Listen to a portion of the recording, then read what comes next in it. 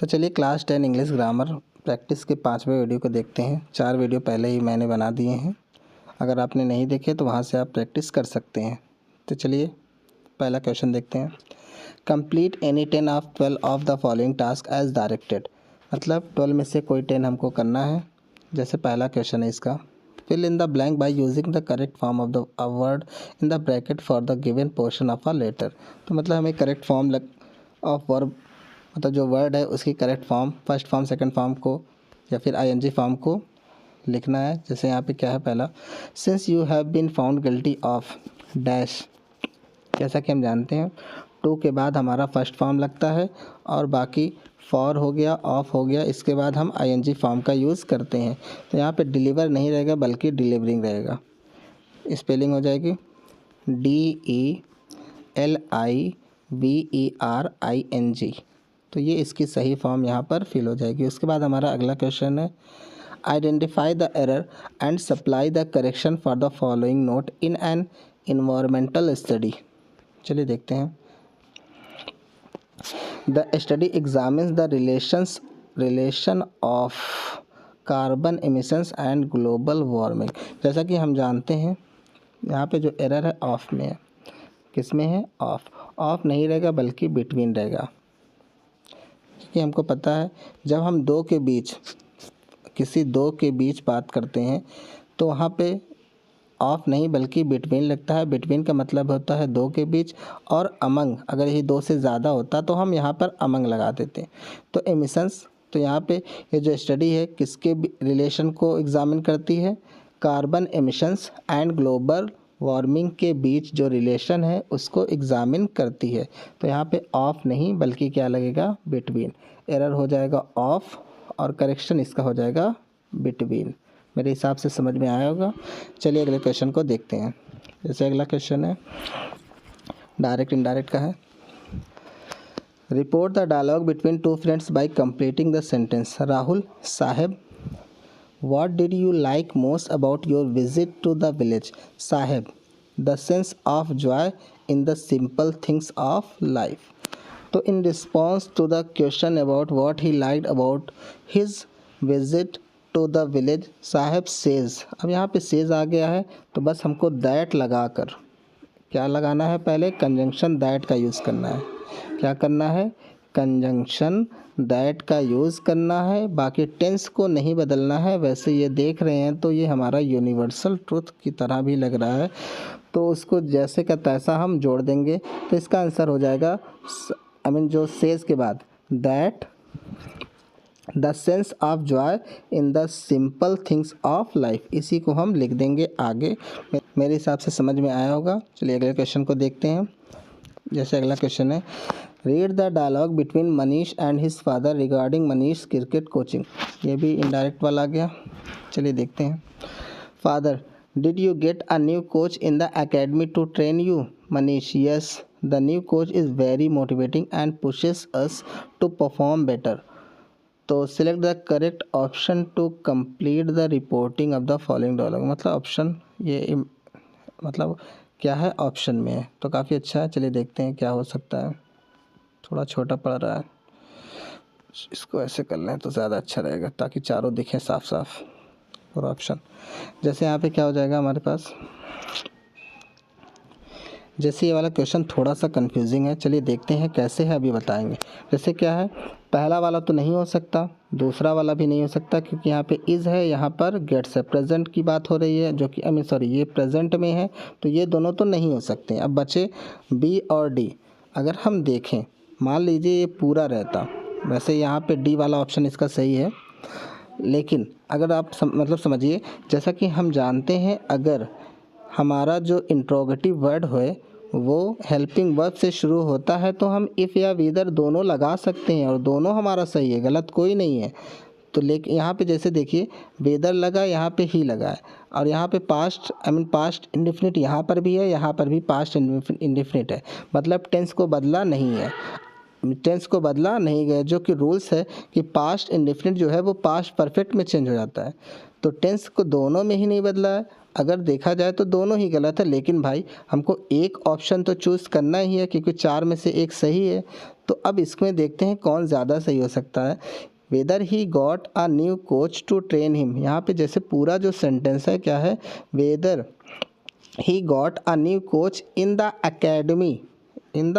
Academy to train him, तो पूरा जो है इस डी वाले में है, तो ये डी वाला सही हो जाएगा। लेकिन अगर यही मान लीजिए किसी में हैड लग जाता, मतलब whether he had got a new coach in the academy to train him, ये इसका सही है। इसका ज़्यादा सही क्या है, जैसा कि हम जानते हैं इनडायरेक्ट का मतलब होता है किसी की कही हुई बात को जैसे का तैसा ना कहकर अपने लफ्ज़ों में।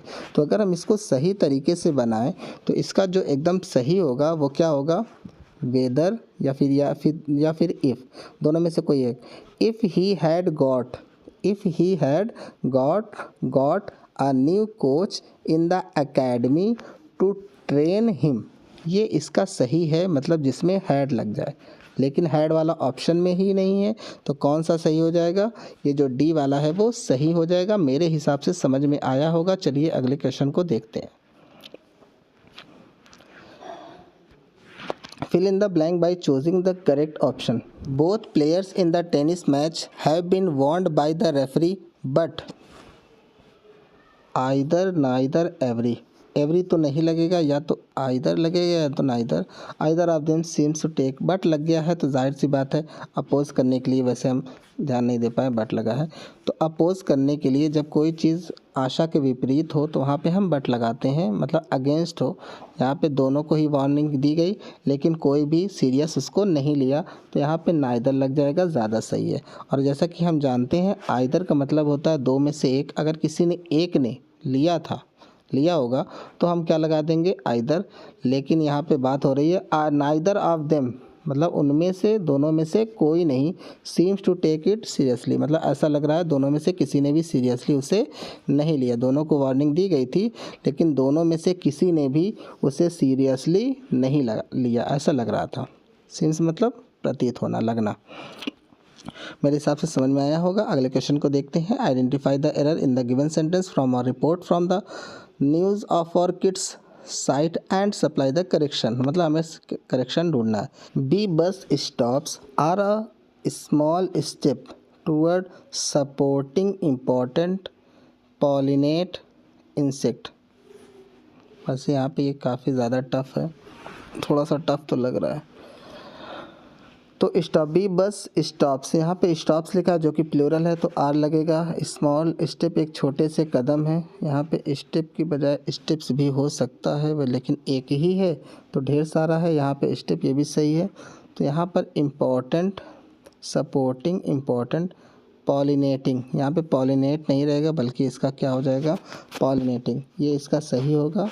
वैसे फिर से बता दे रहे हैं, आपको सिर्फ 12 में से 10 करना है, तो कोशिश कीजिए जो आपको टफ़ लगे, जैसा कि ये टफ़ है, तो इसमें जो एरर जो है पॉलिनेट है और इसका जो करेक्शन होगा पॉलिनेटिंग। उसके बाद हमारा अगला क्वेश्चन है, identify the error and supply the correction. Both the boys had got a scolding but either of them paid heed, तो मतलब पेड हिम, मतलब आइदर ऑफ देम। तो यहाँ पे बट अभी को जो हुआ था आइदर नहीं रहेगा बल्कि अभी को ऐसा क्वेश्चन आया था जो कि सही क्या होगा, नाइदर। आइदर में आइदर जो है एरर है और उसका जो करेक्शन हो जाएगा नाइदर। अभी को इसको जस्ट हम डिस्कस किए हैं। चलिए अगले क्वेश्चन को देखते हैं। इट सीम्स दैट, ऐसा लग रहा है, somebody dash to my father before the meeting complaining that I dash late for school 4 times last week. ऐसा लग रहा है कि किसी ने लिख दिया हो पहले, तो राइट नहीं है, मतलब प्रेजेंट के लिए नहीं है, तो ये दोनों तो गलत हो जाएंगे। इट सीम्स ऐसा लग रहा है, समबडी रोट और उसके बाद that I would be late, would नहीं रहेगा, तो ये सही है। इसका जो सही है सी वाला, मतलब क्या हो जाएगा, it seems that somebody had written to my father. ऐसा लग रहा है कि किसी ने मेरे फादर को लिख दिया था मीटिंग से पहले, कंप्लेनिंग दैट, और ये कंप्लेन करते हुए कि आई वॉज लेट, ये सी वाला इसका सही होगा। जो कि यहाँ पे राइट्स नहीं हो सकता, हैज़ नहीं हो सकता। ये वाला इसलिए नहीं हुआ क्योंकि वुड भी है, फ्यूचर की बात हो रही है। भाई पिछले हफ्ते से मैं लेट हो रहा हूँ तो वुड भी जाएगा नहीं। तो बचा कौन सा, सी वाला। तो ये जो सी वाला इसका सही हो जाएगा। तो आप इस तरह से भी ऑप्शन को एलिमिनेट करके सही आंसर तक पहुंच सकते हैं। मेरे हिसाब से समझ में आया होगा। अगले क्वेश्चन को देखते हैं। जैसे अगला क्वेश्चन है, Ritu met Anita and saw her crying, report Ritu's question. मतलब रितु के क्वेश्चन को हमें रिपोर्ट करना है। जैसे क्या है, Ritu Anita what is the matter. अब यहाँ पे क्या है, कुछ दिया है? नहीं, कुछ नहीं दिया है। तो इसी को हमको क्या करना है, इनडायरेक्ट में बदल देना है। चलिए बदल देते हैं। तो क्या हो जाएगा, रितु आस्क्ड अनीता, रितु आस्क्ड अनीता। समझ लीजिए इसके बाद जो लिखा है, वैसे ला फिर से ऊपर लिख दें। रितु आस्क्ड अनीता व्हाट से शुरू है तो कोई कंजंक्शन लगेगा नहीं। व्हाट वाज, इसको वाज में बदल देंगे, व्हाट वाज द मैटर। तो इस तरह से इसका सही हो जाएगा। मेरे हिसाब से समझ में आएगा। अगले क्वेश्चन को देखते हैं। He said to the interviewer, could you please repeat the question? Reported speech। अब इसको हमें reported speech में बदलना है। तो क्या हो जाएगा, he requested the interviewer if he could please। अब यहाँ पे प्लीज़ लग गया है। हमको जैसा कि पता है कि हमें रिपोर्टेड स्पीच में जब इनडायरेक्ट बदलेंगे तो हम कभी भी प्लीज़ का यूज़ नहीं करेंगे, इस तरह के वर्ड का यूज़ नहीं करेंगे। क्यों नहीं करेंगे, क्योंकि हम किसी की बात को बताने जा रहे हैं और यहाँ पर कुछ वर्ड रिक्वेस्टेड खुद ही लग गया है, जो बता रहा है कि उसने रिक्वेस्ट किया है था। तो प्लीज़ लिखने की ज़रूरत नहीं है, सुपरफ्लुअस एरर हो जाएगी। तो ये पहला तो नहीं हो सकता। उसके बाद हमारा अगला ऑप्शन है, he requested the interviewer if he could repeat the question.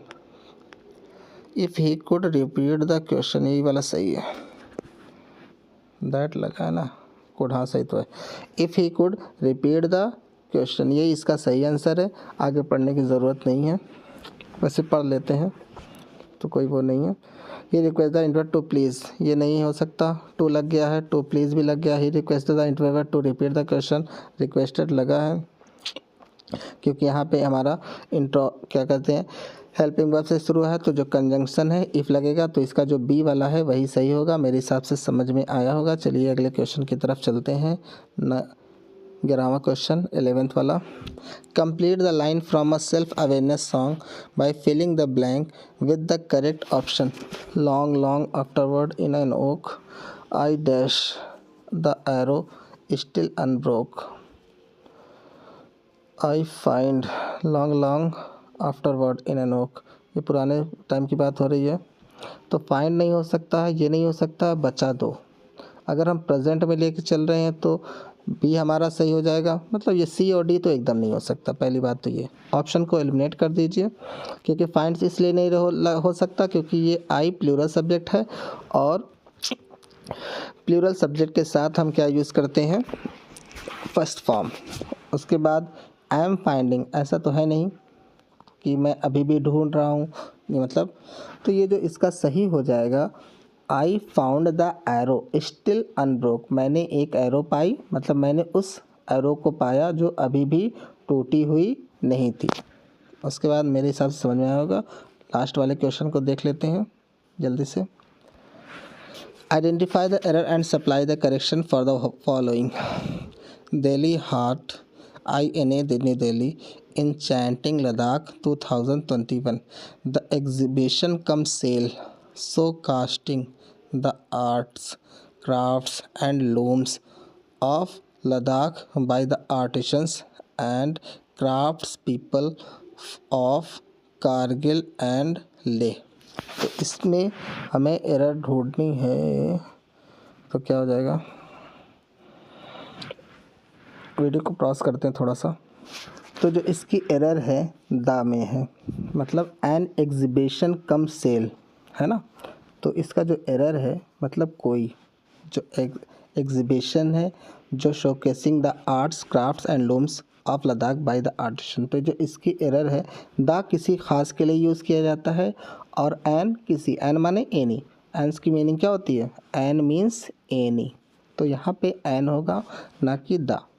मेरे हिसाब से समझ में आया होगा, वैसे ये टफ था। तो ये था लास्ट क्वेश्चन। Thank you.